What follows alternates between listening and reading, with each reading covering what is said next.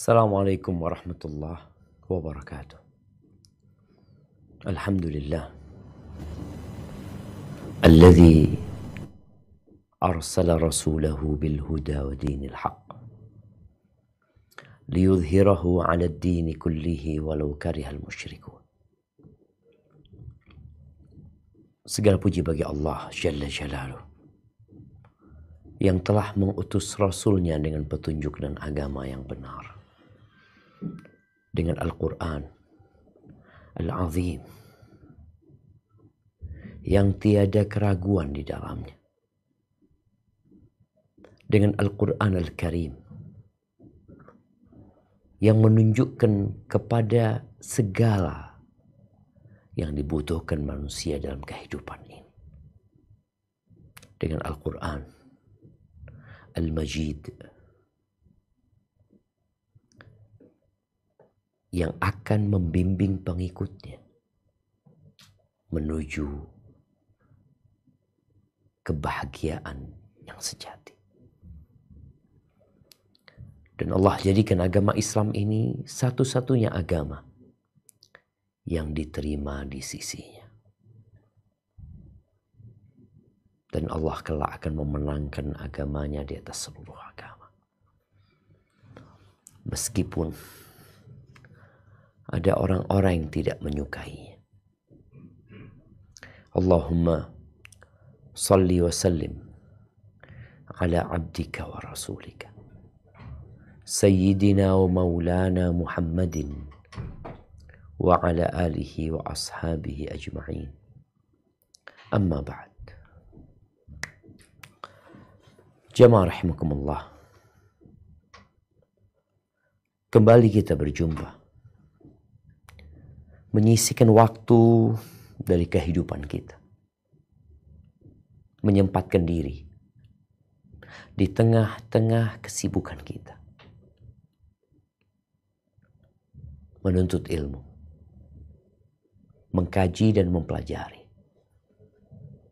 tentang jalan menuju keselamatan. Hari ini kita akan berbincang tentang kebahagiaan yang kalau kita berbicara tentang kebahagiaan, terkadang disandingkan kebahagiaan dengan kesuksesan. Padahal ada orang-orang yang sukses, yang mungkin menjadi contoh bagi banyak orang dalam meraih mimpinya.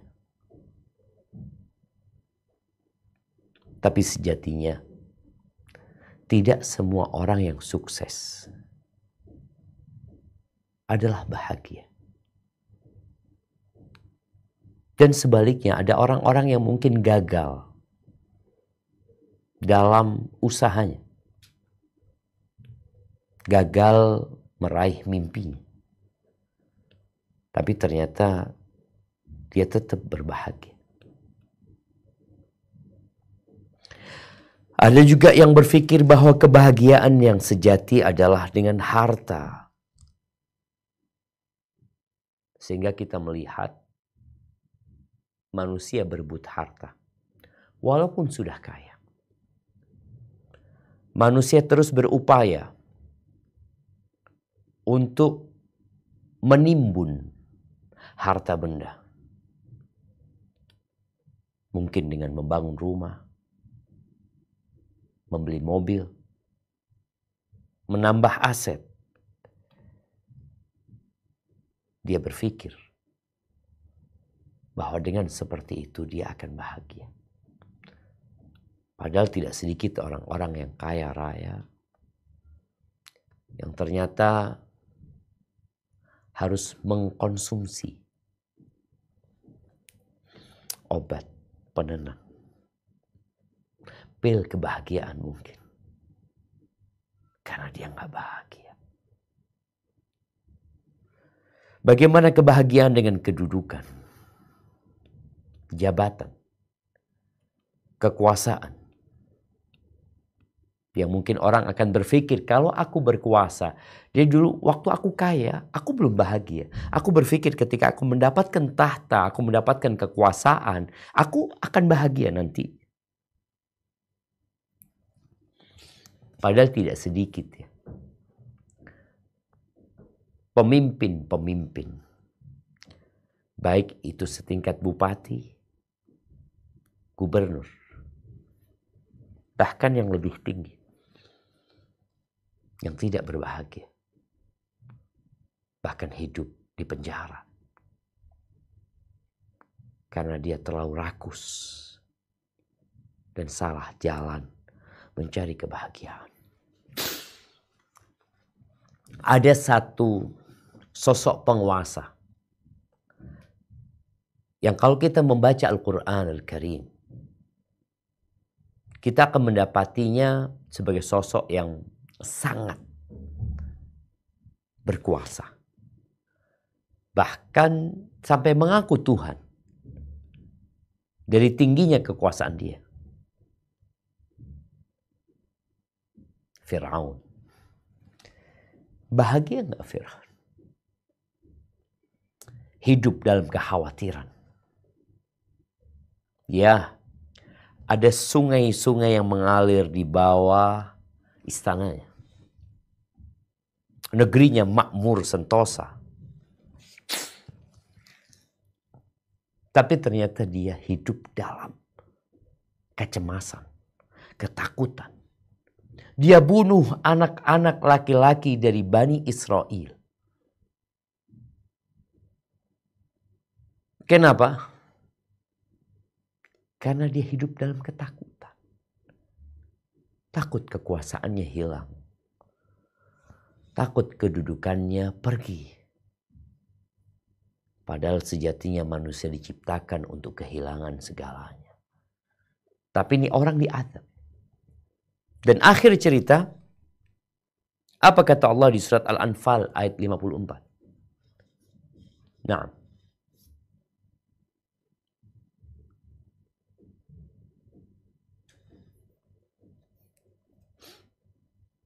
أعوذ بالله من الشيطان الرجيم كدأب آل فرعون والذين من قبلهم كذبوا بآيات ربهم فأهلكناهم بذنوبهم وأغرقنا آل فرعون وكل كانوا ظالمين.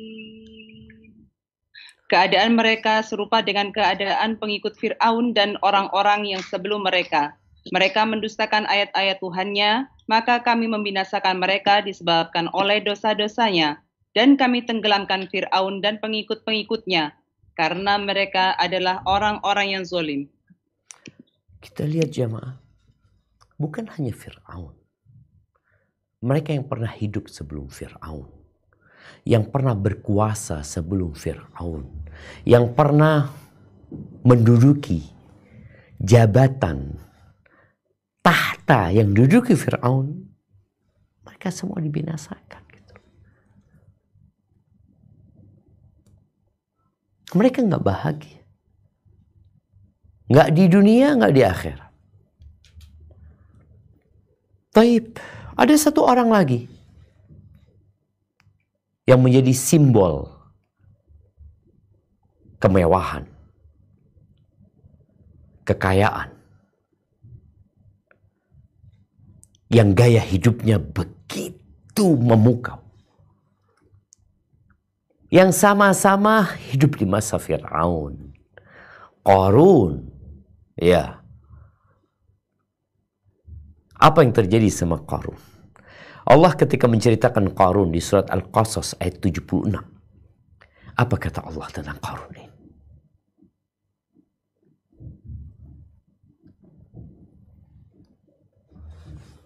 Inna Qaruna kana min qaumi Musa fabagha alaihim wa atainahu minal kunuzi ma inna mafatihahu latanu bil usbati ulil quwwah لتنوء بالعصبة أولي القوة إذ قال له قومه لا تفرح إن الله لا يحب الفرحين. Sesungguhnya Qarun termasuk kaum Musa, tetapi dia berlaku zalim terhadap mereka, dan kami telah menganugerahkan kepadanya perbendaharaan harta yang kunci-kuncinya sungguh berat dipikul oleh sejumlah orang yang kuat-kuat. Ingatlah ketika kaumnya berkata kepadanya, "Janganlah engkau terlalu bangga. Sungguh Allah tidak menyukai orang yang membanggakan diri." Allahu Akbar jamaah. Apa gunanya harta yang berlimpah ruah kau nggak dibanggain? Kita ingat ya beberapa pejabat negara yang keluarganya membanggakan apa yang dimilikinya, mobil, tas ya. Sekarang orang bangga itu dengan handphone dia bisa menyampaikan kepada seluruh umat manusia apa yang dia miliki, apa yang dia rasakan. Nah, Allah nggak suka. Terus kalau orang punya harta yang berlimpah ruah, lalu nggak dibanggain, kan orang juga bingung buat apa gitu loh. Dia gunakan harta itu untuk mencari kebahagiaan. Tapi harta itu bukan sumber kebahagiaan. Nih Qarun, jangan bicara jumlah hartanya. Kuncinya saja dipikul sama orang-orang yang kuat. Dan harta yang dimiliki Qarun bukan angka. Bukan. Sebagian orang, bahkan saat ini orang-orang kaya di dunia itu hanya angka. Dia punya sekian. Yang sore hari angka itu berubah. Yang besok angka itu berubah. Qarun enggak. Dia punya lantakan emas yang bertumpuk di gudang-gudang dia. Ya, dia membanggakan kesuksesan dia. Padahal dia nggak bahagia. Namun orang-orang yang salah pakai kacamata, dia akan melihat, ya Allah, senangnya Qarun ini. Dia akan berangan-angan, andai kata aku memiliki apa yang dimiliki oleh Qarun. Dia adalah orang yang sangat beruntung hidupnya. Dia adalah orang yang sukses. Kenapa aku nggak seperti dia? Engkau pikir Qarun bahagia?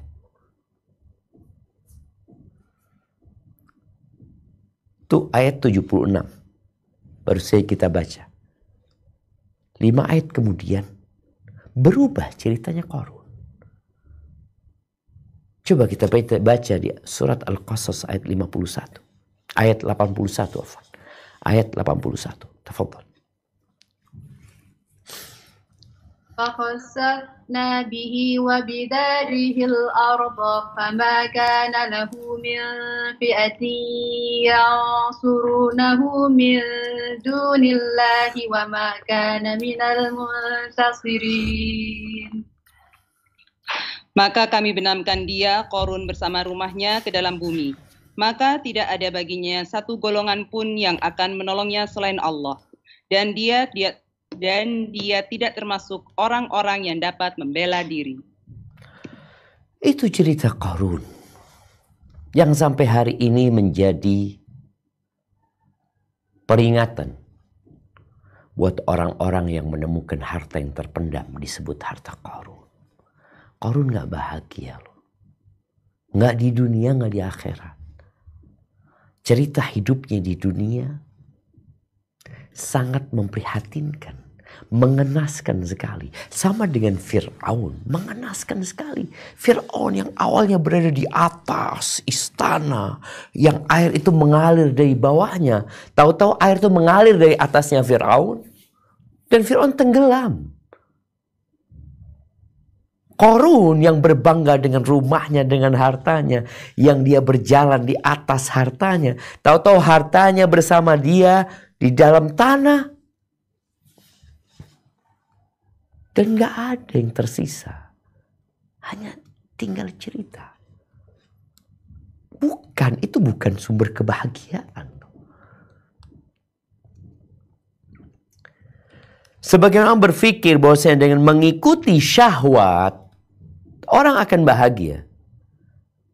Makanya kalau kita ngelihat di zaman kita sekarang ini, yang entah nanti 10 tahun ke depan akan seperti apa zamannya. Tapi di zaman kita sekarang ini, orang dengan mudah mengikuti syahwatnya. Mau syahwat perutnya, mau syahwat yang di bawah perutnya, mau syahwat matanya, mau syahwat telinganya. Orang dengan mudah sekali dia mengikuti syahwatnya. Kalau dulu orang berpikir hiburan, itu membutuhkan energi lebih. Sekarang dia mendapatkan hiburan di tempat duduk dia. Kalau bicara wanita-wanita penghibur yang mungkin bagi laki-laki dianggap itu akan membuat dirinya bahagia. Dulu mereka punya tempat khusus, tempat pelacuran yang dikenal di tempat kita lokalisasi, memang dilokalkan mereka di situ ya, seperti itu. Orang harus berangkat ke sana. Sekarang bayi pun mereka datang. Na'udzubillah min dzalik. Apakah kemudian manusia bahagia? Oh, ada hormon kebahagiaan diri? Enggak, itu bukan hormon kebahagiaan, itu hormon kesenangan saja. Yang waktunya hanya sementara. Di surat Muhammad SAW ayat 12, Allah menceritakan tentang bagaimana gaya hidup orang-orang kafir. Yang dunia ini buat mereka adalah surga. Nabi SAW mengatakan, ad-dunya sijnul mu'min wa jannatul kafir. Dunia ini penjara buat orang beriman. Penjara. Kita tahu bayangan penjara, tahanan, di mana seorang yang masuk ke sana, hidupnya akan penuh dengan aturan. Ada banyak batas, ada banyak tembok yang membatasi dia, sehingga dia tidak bisa beraktivitas semau dia. Itu orang beriman, kayak di penjara. Tapi apakah kemudian dia dikatakan tidak bahagia? Tunggu dulu. Bahagia itu kedamaian dalam jiwa sebenarnya. Di dalam jiwa. Ketentraman. Tumaknina. Sakinah. Itu bahagia. Ketika Nabi SAW menyebutkan dunia ini penjara, kita tahu penjara itu waktunya terbatas, nggak lama akan keluar nih orang. Dan bagaimana rasanya keluar dari penjara. Dan surga, jannah. Kata Nabi, jannatul kafir, surganya orang-orang kafir. Dia dapat menyalurkan syahwatnya, keinginannya, maunya, kehendaknya, semau dia. Tapi setelah itu, la fid dunia dia bahagia dengan mengikuti syahwatnya. Apalagi ketika dia mati. Apa kata Allah di surat Muhammad ayat 12? Nah. Innallaha yudkhilul ladzina amanu wa 'amilus solihati jannatin tajri min tahtihal anhar. وَالَّذِينَ كَفَرُوا يَتَمَتَّعُونَ وَيَأْكُلُونَ كَمَا تَأْكُلُ الْأَنْعَامُ وَالنَّارُ مَثْوًى لَهُمْ. Sungguh Allah akan memasukkan orang-orang yang beriman dan mengerjakan kebajikan ke dalam surga yang mengalir di bawahnya sungai-sungai. Dan orang-orang yang kafir menikmati kesenangan dunia dan mereka makan seperti hewan makan. Dan kelak nerakalah tempat tinggal bagi mereka. Allahu Akbar jamaah. Kita lihat ya. Bagaimana Allah Jalla Jalaluh menyebutkan tentang orang-orang kafir. Ya, mereka bersenang-senang. Mereka makan. Tapi seperti binatang, ternak. Nggak ada kebahagiaan buat mereka. Ada sedikit kesenangan. yang kemudian akan berubah menjadi azab yang kekal dan abadi. Ahibati fillah,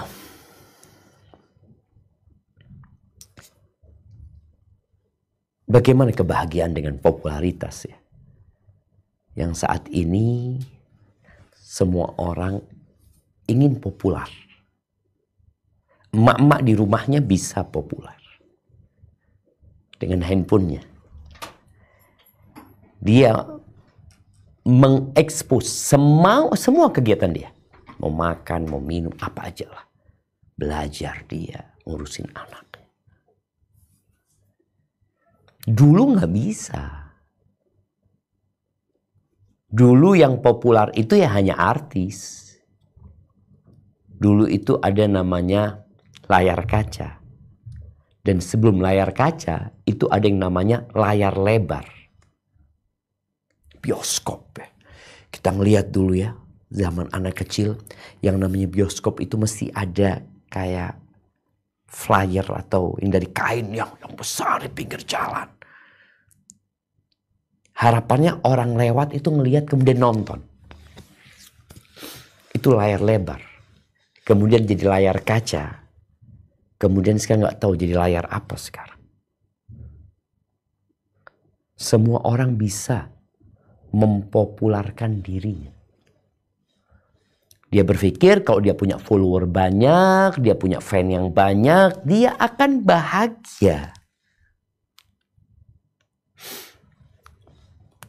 Korea Selatan. Yang mereka menjadi apa ya? Jadi idola mungkin buat anak-anak muda sekarang. Baik di Indonesia atau di belahan dunia lainnya. Ternyata di tempat mereka orang-orang tuh gak bahagia. Sampai artis-artis Korea itu banyak yang bunuh diri. Kalau bicara bunuh diri ya, di negeri kita bunuh diri udah meningkat deh. Di tahun 2003 itu disebutkan, ini yang tertulis ya, di Pusat Informasi Kriminal Nasional Polri mencatat 1.226 kasus bunuh diri dari 1 Januari hingga 15 Desember 2023. Itu yang tercatat. Disebutkan angka ini naik ya. Dari yang sebelumnya 2022 itu cuma 902. Jadi 1.226. Di 2021 itu jumlahnya 629. Artinya tambah tahun terus meningkat.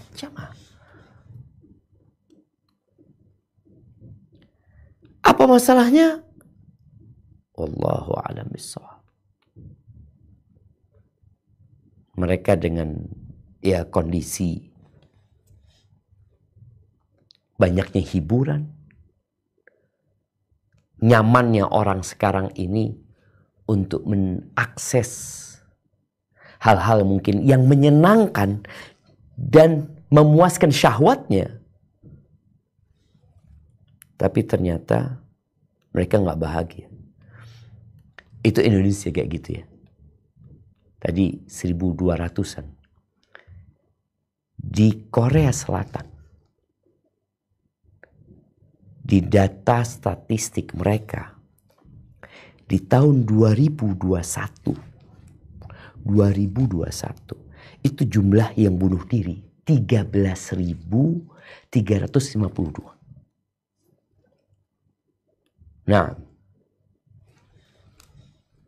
berapa sih jumlah penduduk di sana?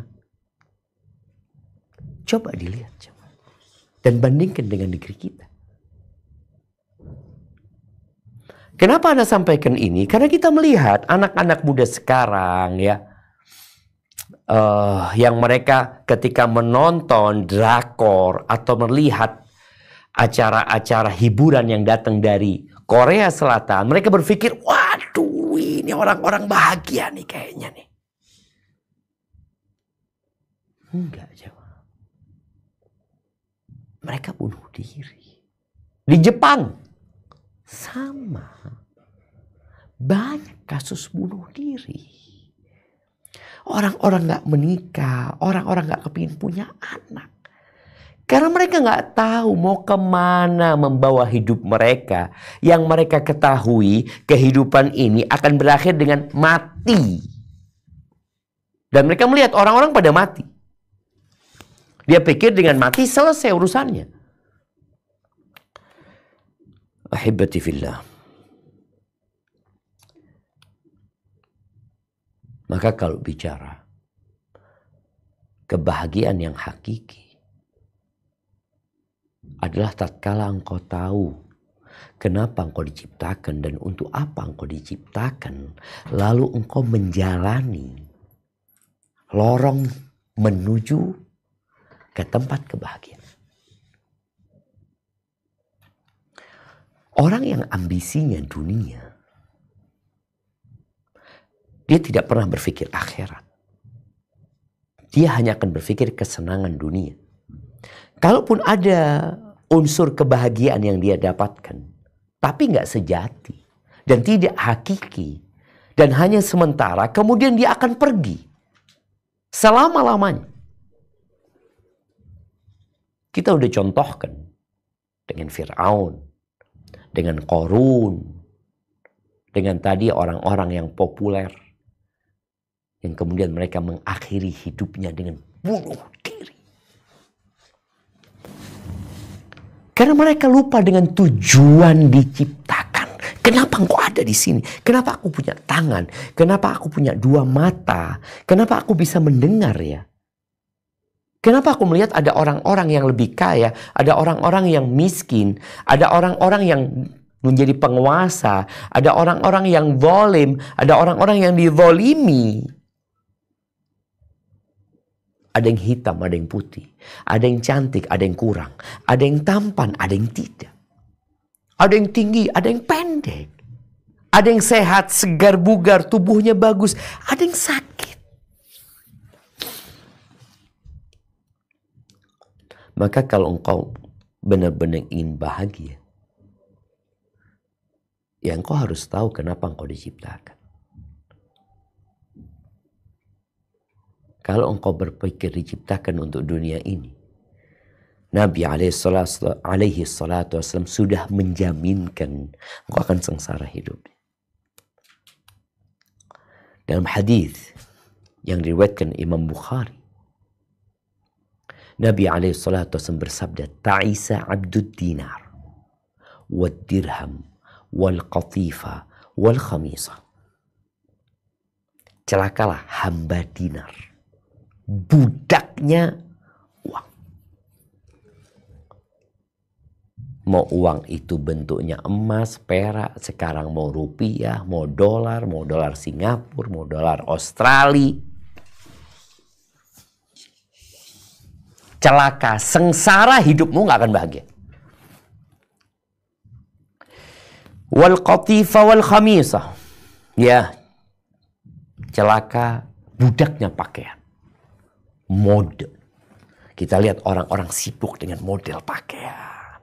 Dia hanya berpikir mau pakai baju ini, mau pakai baju ini. Sekarang dengan adanya toko online, pasar online, orang gonta-ganti pakaian.